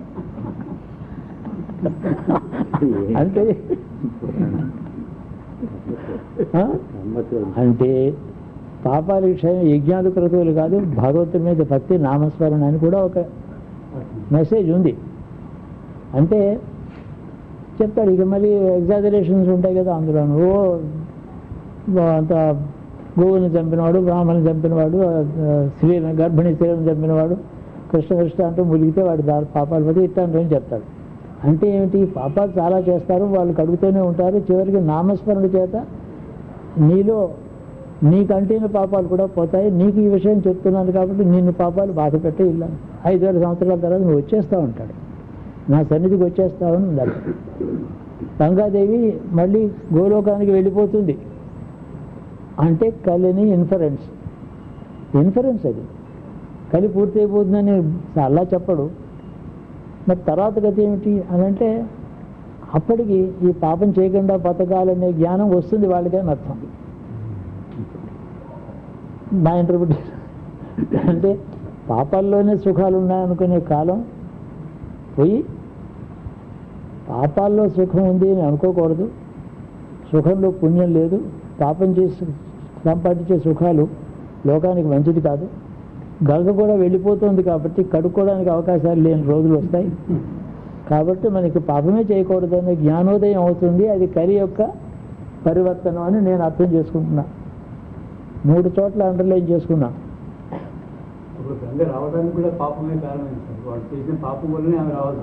అంటే పాపం వాళ్ళకి అహంకారంతో ఒకళ్ళు తిట్టుకున్నారు, శాపం చేత వచ్చింది. సరే భగీరథుడు కొడుకులేమో 60,000 మంది అక్కడ బూడిదైపోయారు, వాళ్ళ మీద గంగ ప్రవహిస్తే ఆ జీవులకు మోక్షం వస్తుందని స్వర్గానికి పోతారని అన్నారు. కాబట్టి అదొక కారణం. భగీరథుడు తపస్సు చేయడానికి ఒక కారణం, తపస్సు చేయడం గంగ రావడానికి ఒక కారణం. ఇంత లోపల కోఇన్సిడెంటల్గా అక్కడ వాళ్ళు శాపం పెట్టుకున్నారు. కాబట్టి ఈ శాపాలన్నీ కూడా మానవ లోకంలో భూమి మీద మానవ జాతికి ఒక పాఠం నేర్పడానికి, పాపాలు క్షయం చేయడానికి, పాపాలు కడగడానికి పనికొచ్చే సంఘటనలు. The all forces led to one incident for the benefit of the mankind who are only sinners. అక్కడక్కడ పుణ్యం ఉంది, నామస్మరణ ఉంది, భక్తి ఉంది. వీళ్ళందరూ గోలోకానికి వస్తారు నామస్మరణ చేస్తారు. కాబట్టి నిమిత్త మాత్రంగా నువ్వు 5000 సంవత్సరాల్లో పాపక్షయం చెయ్యి, నిన్ను అంటుకునే పాపాలు పుణ్యాత్మలు స్నానం చేస్తే పోతే అని ఎన్కరేజ్. ఇవన్నీ ఒకటి. కలిలో 5000 సంవత్సరాల నుంచి క్లియర్గా 3 చోట్ల చెప్పాడు. గంగకి చెప్పాడు, లక్ష్మి రాధాదేవి వంశంలో పుట్టింది, ఇంకో శారద వచ్చింది, నువ్వు తులసిపై పుడతావని చెప్తాడు. తులసి వృక్షమై నువ్వు పుడతావు, తులసి ఎక్కడ ఉంటుందో అక్కడ పాపాలు ఉండవు. కాబట్టి నీవు అనేక మంది చేసే పాపాలను అక్కడికక్కడ క్షయం చేయడానికి తులసిగా నిన్ను ఆరాధిస్తారు. నువ్వు ఎక్కడుంటావో అక్కడ వాళ్ళు చేసే పాపాలు కొంత దానివల్ల పోతూ ఉంటాయి. మానవ జాతికి లాభం కలుగుతుంది, శాపాల వల్ల మీకేం నష్టం రాదు అని పరమాత్మ చెప్పినట్టు చెప్పారు. పురాణంలో ట్రూత్ ఉంటుంది, ఫ్యాక్ట్స్ ఎలా ఉన్నా ట్రూత్ ఉంటుంది. అది చాలా ముఖ్యం. ఆ వృధాగా ఫిక్షన్ కాదు, ఏదో ఒక కారణం, ఒక అర్థం ఉంటుంది అందులో. ఈ కలిలో 5000 సంవత్సరాలు అంటే పూర్తిగా అయిపోయింది. అది ఇంకొక ఫైనల్ కంక్లూషన్. 3000 102 సంవత్సరాలు అంటే 31 centuries, ఇవి 20 centuries, 51 centuries. అప్పుడే లాస్ట్ 1 century నుంచి మనం అకౌంట్స్ క్లోజ్ చేసిన స్థితిలోకి వచ్చేసాం. 3 అటామిక్, 2 వరల్డ్ వార్స్, ఇప్పుడు అంతా సిద్ధంగా ఉంది. మరి అటేమో చైనా, అటు కొరియా, ఇటేమో ఇరాను బాగా కత్తులు సానబెట్టుకుంటున్నారు, అటామిక్ స్టాక్ పైలు బాగా పెంచుకుంటున్నారు. అందరికీ ఒకటే టార్గెట్, ధర్మక్షేత్రే కురుక్షేత్రం అని అంటానే టార్గెట్. డేవిడ్ ప్రాలో పుస్తకం రాశాడు, నాకు పంపించాడు. నాకు ఏదైనా ఒపీనియన్ రాసిమని అడిగాడు. అందులో అతను రాసిందంతా మొత్తం in defence of Hinduism, Hinduism challenges of today అని చాలా చాప్టర్స్ రాశాడు. హిందూయిజంలో ప్యాగన్ రిలీజియం అని ఒకటి రాళ్ళు రప్పులు పూజ చేస్తారని అంటాడు. దాని మీద చాలా చాప్టర్స్ రాశాడు. విగ్రహాల పూజ, విగ్రహాల మీద అభిషేకాలు చేయడం, ప్రసాదాలు పెట్టి నైవేద్యం చేయడం, వీటిలో అర్థం లేదని ఎలా అంటారు. Paganism is more rampant in Christianity and Islam అని రాశాడు. చాలా బాగా రాశామని చెప్పి రాశాడు. మరి అంతే కదా, నన్ను అడిగితే రాసి ఈమెయిల్ పంపించేశాం కదా. ఎకనాలజీ కూడా చేశాడు, నిన్ననే ఎకనాలజీమెంట్ వచ్చింది.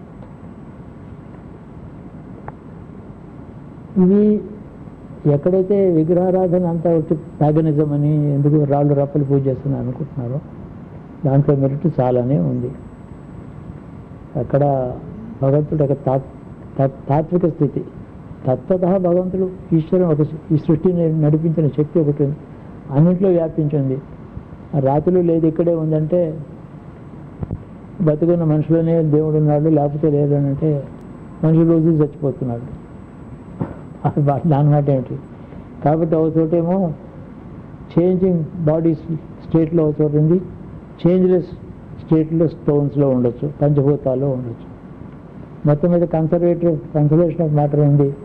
ఎర్త్ మీద ఉండే మొత్తం వాటర్ అలాగే ఉంది, అది సైకిల్ మారుతూ ఉంటుంది, కింద నుంచి పైకి, పై నుంచి ఎందుకు పెడుతూ ఉంటుంది. కానీ ఎక్స్పెండబుల్ ఐటమ్స్ కావు ఇవి.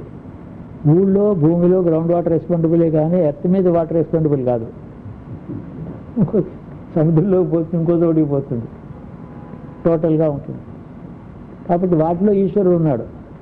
వాట్ ఈజ్ నాట్ ఎక్స్పెండబుల్, అందులో ఈశ్వరుడి యొక్క స్థితి ఉందని. ఇలాంటివన్నీ ఇప్పుడు మనకు కావాల్సింది ఏంటంటే ఈ 2012 డిసెంబర్కి ఏది కర్తవ్యం అని అంటే, ముందర మనుషుల్లో దృష్టి మార్చడం కర్తవ్యం. మీరు ఇంకా చాలు ఈ యుద్ధాలు ఇవన్నీ మానండి. కనీసం భారతదేశంలో ఇలాంటి విశ్వాసాలు ఉన్నటువంటి భారతీయులలో, అందరూ హిందూ ధర్మంలో ఉన్న వాళ్ళకి హిందూ ధర్మాన్ని గురించి జ్ఞాపకం చేయడం, అది మన కర్తవ్యం. వాళ్ళలో ఇప్పుడు ఏదో ఫైనల్గా అయిపోతుంది, కాలం మునిగిపోతుంది, ఇంకేం ఉండదని అన్నప్పుడు ఏమిటంటే తాను ఎలాగ బతకాలని ప్రయత్నం చేయడు, అంతకంటే కూడా ఎలాగ పోవాలని ప్రయత్నం చేయాలి. ఎలాగ ఉండాలని ప్రయత్నం కాదు, ఎలాగ పోవాలని ప్రయత్నం, ఏం చేస్తూ పోవాలి, అది మన కర్తవ్యం. ఒకవేళ అందరూ బాగుంటాము, రిగ్రెట్ అయ్యో అనవసరంగా నేను తపస్సు చేసుకున్నాను, నేను పోతా అనుకున్నా, ఈనాళ్ళు బతుకుతాను అనుకోలేదు, పొరపాటు అయిపోయింది, ఈలోగా బిజినెస్ అయినా చేసినవాడు కదా అలా అనుకోకుండా, అది ఎప్పుడు నష్టమే లేదు, మంచిదే. ఇది అలాగ మనకి ఆత్మబోధ మనం చేసుకోవడం మన కర్తవ్యం. ఏదొచ్చినా అంతే, అది మన కర్తవ్యం. దానివల్ల ధర్మం, మనలో ఉండే ధర్మం మనకే కాదు చుట్టూ ఉండే వాతావరణాన్ని కూడా ఉపకారం చేస్తుంది. అని చెప్పడమే మన కర్తవ్యం. ఇంకా నా లెక్కలో ఏదో ఇవన్నీ ఇప్పుడు వాళ్ళు ఏం రాశారు, మాయన్ సివిలైజేషన్ అన్నీ రాసి పురాణాల్లో ఇలా ఉంది. ఒక చోట మన ఈమెయిల్లో ఈ పేరు రాశాడు, బ్రహ్మవేత్త పురాణంలో ఇలా ఉందని ఒకటి రాశాడు. కానీ అతను రాసింది సరిగా కాదు. నేను దాన్ని యాక్చువల్లీ ఒరిజినల్ పురాణం చూసి నేను దాన్ని కొటేషన్స్ రాస్తూ దాన్ని ఇంటర్ప్రిటేషన్ చేస్తున్నాను బై ఇన్ఫరెన్స్. కనుక వెనక్కి వెళ్ళిపోవడం ఏమిటి, తులసి మొదలైన వెనక్కి వెళ్ళిపోతాయట, ఉండదు అది. అంటే కొన్ని ఏవో ఎలా వచ్చాయో అలా వెళ్ళిపోవడం అనేది చెప్తున్నాడు. వచ్చాయి కాబట్టి వెళ్ళిపోతుంది. ఇంకా చాలా విషయాలు రాశాడు. ఎట్లొచ్చి ఇప్పుడు ఇస్కాన్ మొదలైన పుట్టక ముందే ఉంది ఆ పురాణం. దాన్ని 1905లో తెలుగు తాత్పర్యంలో రాశాడు ఒక ఆయన, నూరి గురురంగ శాస్త్రి గారని. అప్పుడు ఆయన అంతా తెలుగు తాత్పర్యం రాశాడు. అప్పటి ప్రింట్ మళ్ళీ జిరాక్స్ ప్రింట్ కూడా దొరికింది, చూశాను. ఎటొచ్చి భారతదేశంలోనే అల్టిమేట్గా మెసేజ్ అడ్వైజ్ దొరుకుతుంది మానవ జాతికి, ఇంకెక్కడ దొరకదు, అది మాత్రం ఖాయం. కాబట్టి లాస్టింగ్ వాల్యూ ఉన్నటువంటి లాస్టింగ్ పర్మనెంట్ అడ్వైజ్ ఏదో అది సర్వైవ్ అవుతుంది. భారతదేశంలోనే జనాభా తగ్గిపోయినా, మొత్తం భారతదేశంలో కాక ప్రపంచంలోనే మేజర్ డిజాస్టర్స్ వచ్చినా, ultimate message that survives is the Hindu Indian message, అది మాత్రం సర్వైవ్ అవుతుంది. దానివల్ల మళ్ళీ మిగిలినటువంటి జనాభా ఎంతమంది మిగిలారో వాళ్ళకు ఫ్యూచర్ ఏర్పడుతుంది. అది నా ఉద్దేశం. ఇది ప్రస్తావన. ఈ సందర్భంలో ఎందుకు అంటే ఉన్నారు రోజంతా ఇక్కడ స్పేర్ చేసి ఉండిపోయారు కదా, ఈ విషయం ప్రస్తావిద్దామని అనుకున్నాను. ఇప్పుడు ఇక మన దేశంలో కొన్ని ఫోర్సెస్ ఇండియాకి చాలా dangerous forces, internal and external బయలుదేరాయి. ఇన్సెండియరిజం అంటే ఎవరికి ఏదో వైలెంట్ ఎక్స్ప్లోషన్స్, తర్వాత ఎర్త్క్వేక్స్, దానివల్ల పాకిస్తాన్ అక్కడి నుంచి ఏదో లష్కర్-e-తోయిబా ఇట్లాంటివి ఉన్నారు కదా, వాళ్ళ యాక్టివిటీ కూడా ఎక్కువ కనిపిస్తోంది రాబోయే కాలంలో. క్యాపిటల్స్, పెద్ద పెద్ద సిటీస్ మీద అటాక్స్ ఇట్లాంటి. దానికి ఏదో ఇంటెలిజెన్స్ వార్నింగ్ మనకు వస్తుంది, కానీ ప్రిపేర్నెస్ ఏమి ఉండదు మనకి. ప్రిపేర్నెస్ అంటే ఏదో ఇక్కడ బాంబు పడుతుందంటే పారిపోవడం, కానీ బాంబు రాకుండా ఏం చేసుకోలేం కదా, అలాంటి ఏవో చేస్తారు. ఇంపర్ఫెక్షన్ ఉంది. మన ఇండియన్ పాలిటిక్స్ అంతా కూడా అధర్మంతో నిండిపోయింది. ఎవరికీ కూడా ధర్మం మీద శ్రద్ధ ఏమీ లేదు. పొలిటికల్గా దేశం చాలా it has plummeted to the lowest level of morality. ఇంత ఇమ్మారాలిటీ పబ్లిక్ లైఫ్లో, పాలిటిక్స్లో వితౌట్ లెట్ ఆర్ హిండ్రెన్స్ ఇంతకుముందు చరిత్రలో ఎప్పుడూ లేదు. ఇదే క్లైమాక్స్లోకి వచ్చేసింది. ఈ ఎందుకు పాలిటిక్స్ అంటే సెల్ఫిష్ మోటివ్సే తప్ప ఒకటి ఏమీ లేదు. అది వాటికి ఏమైనా ఎఫెక్ట్ ఉంటే ఆ ఎఫెక్ట్ ఇదే. లేకపోతే ఇమ్మొరాలిటీకి, public lack of moral values in public life ఇలా ఉంటుంది. దానికి ఎఫెక్ట్ ఉండదు అంటే అదే సక్సెస్ అనుకుంటారు అందరూ. దానికి ఏదో ఒక ఎఫెక్ట్ కనపడాలి కదా, అదే కదా హ్యూమన్ బీయింగ్కి లెసన్. మన మానవ జాతికి పాపం చేస్తే ఇది వస్తుందని ఒక పాఠం భగవంతుడు చెప్తేనే existence of God is proved. అలాంటి పాఠం చెప్పే కాలం ఏది, ఇంకోటి ఏం లేదు అని నా నమ్మకం. వస్తుంది. ఇప్పుడు ఈ సమయంలో మనం అన్నీ ఏది మర్చిపోకూడదు. స్నానం చేయడం మర్చిపోతామా, అన్నం తినడం మర్చిపోతాం, అన్నీ తింటాం, అన్నీ చేస్తాం. కానీ too much of attachment to the futuristic well-being, ఫ్యూచర్లో నా వెల్-బీయింగ్ ఏంటి, నా సంగతి ఏమిటి, నా ఇల్లు, నా పిల్లలు, ఇవన్నీ ఉంటాయి. దాని మీద అంత ఎక్కువ శ్రద్ధ తీసుకునే టైం కాదు ఇది. తటస్థ భావం. ఎందుకంటే అంత మాత్రం మన అందులో అటాచ్మెంట్ ఉండడం చేత వచ్చే చేంజెస్ ఏమిటి. దానివల్ల వచ్చే పెద్ద ఎఫెక్ట్స్ ఏం లేవు, ఇంకా అనుకుంటాం కానీ. అది అయితే మర్చిపోమంటావో కాదు, ఎంత అవసరమో, ఎంత ప్లానింగ్, ఎంత యాక్టివ్గా మీరు ఎంత చేయగలుగుతారో అంతే చేయడం. దాని మీద అటాచ్మెంట్, నెక్స్ట్ ఇయర్ అది ఇది, భవిష్యత్తులో సంసారం, ఇల్లు, వాకిలు ఏమవుతుందని ఎక్కువ ఆలోచించకుండా భగవద్ధ్యానంలో ఎక్కువ కాలం గడపడం చేత దీనికే గుడ్ ఎఫెక్ట్ ఉంటుంది, కానీ థింకింగ్ అండ్ ప్లానింగ్ ఉండే ఎఫెక్ట్ కాదు. థింకింగ్ అండ్ ప్లానింగ్ వల్ల ఏం ఉపయోగం లేదు. డిజాస్టర్ వస్తే మన ప్లానింగ్ వేస్ట్. డిజాస్టర్స్లో మన ప్లానింగ్ ఏం పనిచేయదు కదా. ఎంత డిజాస్టర్ వచ్చినా ప్రేయర్ వల్ల క్షేమం ఉండొచ్చు, అదే మన కర్తవ్యం, ఇంక మిగతావి కాదు.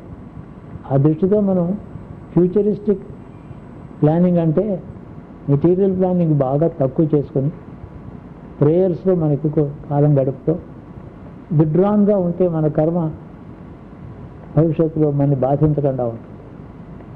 కర్మలోంచి విడ్రావడం అన్నమాట భగవద్ధ్యానం అంటే. కర్మ యొక్క ఫలం అనుభవించడం అనేటటువంటి భూమిక, ఒక ప్లేను, దాంట్లోంచి విడ్రావడమే భగవద్ధ్యానం. భగవద్ధ్యానం అంటే కర్మఫలాన్ని అనుభవిస్తున్న కాలం కాదు, దాంట్లోంచి బయటకు వచ్చిన కాలం. అందువల్ల మనకి సెక్యూరిటీ, సేఫ్టీ ఉంటుంది. అది మన కర్తవ్యం నేను అనుకుంటాను. అదేదో మన చేతైంది ఏదో ఊరుకోండి, ఏదో 4 యజ్ఞాలు చేస్తాం, రుద్ర సహకారాలు చేస్తాం. అయితే ఏంటంటే ఏ యజ్ఞం చేసినా, ఎప్పుడు చేసినా ఎటువంటి సత్యభావనతో, సత్యం ఏదో ఇలా ఉంటుంది, ఇది దోషం, ఇది పాపం అని తెలుసుకొని దాని పరిహారం కోసం చేస్తే ఫలం ఉంటుంది. అంటే కరెక్ట్ అప్లికేషన్ ఉండాలి మనం చేసే కర్మలకు. అది తెలుసుకొని చేస్తే స్వల్పానికి చేసిన కర్మ కూడా అధికమైన ఫలం. పురాణం అదే చెప్తుంది. తెలిసిన వాడు ఒక తులసిదళం అక్కడ వేస్తే వాడికి ఎంతో ఫలం వస్తుంది. ఒకడేదో అశ్వమేధం చేస్తాడు, వాడికి అంత ఫలం రాదు. వాడి సంకల్పంలో సత్యం లేదు, స్వార్థం ఉంది, తెలిసి చేయటం లేదు, అజ్ఞానంతో ఏదో ఆశలతో చేస్తున్నాడు కాబట్టి ఫలం ఉండదు. తెలుసుకొని చేసేటువంటి ఫలం అంటే యోగక్షేమాల కోసం. అందుకని పురాణంలో బహుశా 10 అవతారాల్లోనూ కృష్ణుని చెప్పలేదు. రామో రామశ్చ రామశ్చ అన్నారు. శ్రీరాముడు, పరశురాముడు, శ్రీరాముడు, బలరాముడు అవతారాలు, కృష్ణుడి పేరు చెప్పలే. అంటే విష్ణువు యొక్క అవతారాల గురించి చెప్పారు. విష్ణు అవతారం కాదు ఇతడు, గోలోకం నుంచి డైరెక్ట్గా వచ్చినవాడు, ధర్మక్షేత్రం కోసమని ధర్మాన్ని రక్షించడానికి భూలోకానికి వచ్చినాడు. విష్ణు మరి ఎందుకు చెప్పలేదు ఈ పని అంటే, విష్ణువు కర్మకి ఫలం ఇస్తాడు, భక్తితో ఆరాధించమని పురాణాలు చెప్పాయి, వేదములు చెప్పాయి. అయినా వాళ్ళు ఇలాగే ఉన్నారు. అప్పుడు మళ్ళీ విష్ణు అవతరించలేదు. ఇద్దరికే చెప్పాడు కదా శ్రీ మహావిష్ణువు, పురాణాలే ఆయన గురించి చెప్పాయి కదా, మళ్ళీ ఎందుకు రావాలి?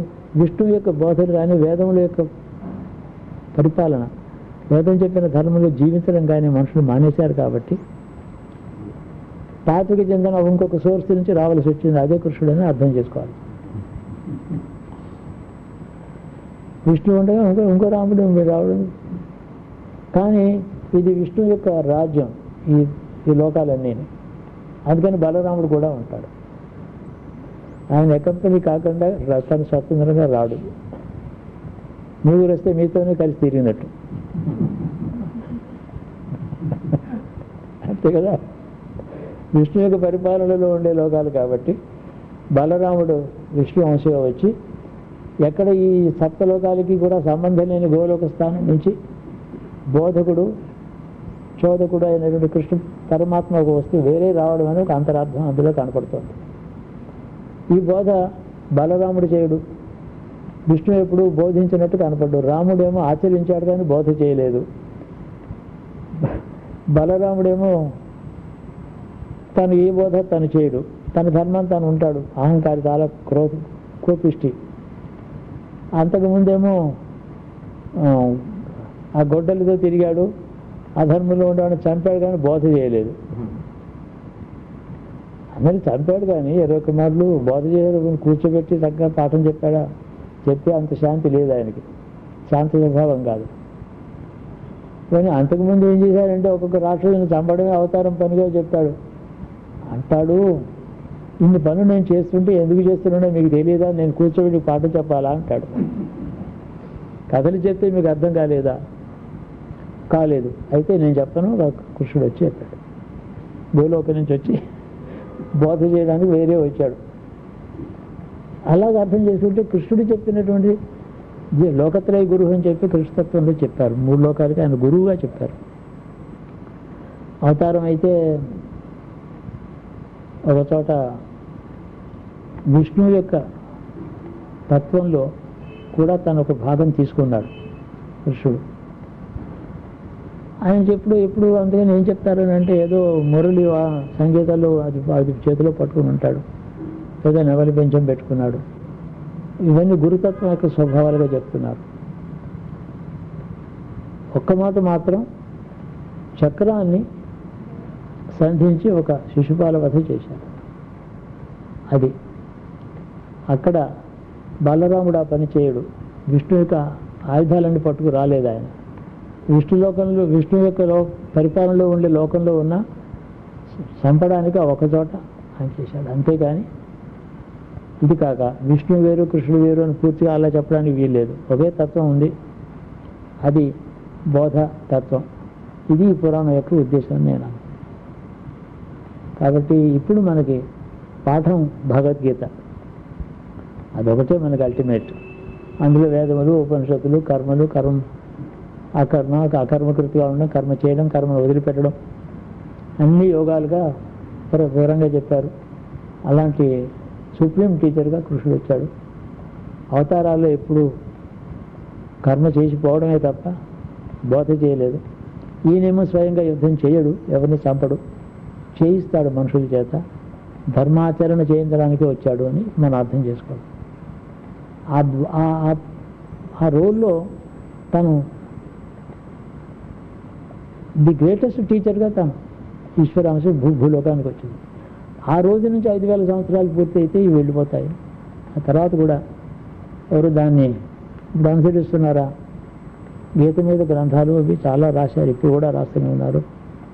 కానీ ఆచరించేవారు ఎక్కడో ఒకరు ఉంటున్నారు. ధర్మాచరణ కోటికొక్కరి కోసం ఏర్పడింది కాదు. కోటిలో 90 లక్షల మంది ఆచరించవలసింది పేరు ధర్మం. ఒకడు ఆచరిస్తే వాడు ఒక్కడికి వీళ్ళందరి మాట ఏంటి? కాబట్టి ధర్మాచరణ అందరికీ విహితం, తప్పదు. ఎవరో ఒకరి కోసం ఏర్పడింది కాదు. ధర్మం అందరికీ ఉంది. దాంట్లో వెళ్ళగా చాలామందికి వైరాగ్యం వచ్చి ధర్మం నుంచి, ఆ వైరాగ్యం నుంచి జ్ఞానం వచ్చి ధరించే వాళ్ళు కొద్దిమంది ఉంటారు. ధర్మం మాత్రం బేసిక్గా అందరికీ అవసరం. ఆ ధర్మాన్ని చెప్పాడు ఆయన. కాబట్టి 5000 సంవత్సరాలు అయిపోయిందంటే ధర్మబోధ చేసి కూడా 5000 సంవత్సరాలు అయ్యింది. దాన్ని అనుసరించడం మానేసిన కాలం. ఆ వైవర్త పురాణంలో ఎలాగ సంసారాలు, కుటుంబాలు, బ్రాహ్మణ ధర్మం, స్త్రీ ధర్మం, పురుష ధర్మం, గురువు ధర్మం, శిష్యుడు ధర్మం ఏ విధంగా భ్రష్టాచారంలో పడిపోతాయి అవన్నీ ఊరికే వర్ణిస్తున్నాడు. అది మన ఉన్న సినారియో. ఎలా ఆలోచించినప్పటికీ కూడా గురువు చెప్పిన దాన్ని కూడా ప్రచారం జరిగింది, కానీ ఆచరణ లేదు. అందుకని అతిథి బోధ ఆచరణ ప్రచారాలని అన్నారు. నువ్వు ముందర ధర్మం బాగా తెలుసుకో, తర్వాత ఆచరించు, ఆచరించిన తర్వాత బోధించు. అంటే అడిగితే చెప్పమని బోధిస్తే, బోధించి అడిగిన వాడికి చెప్పడం పేరు బోధ, అడకపోయినా చెప్పడం చేత ప్రచారం అంట.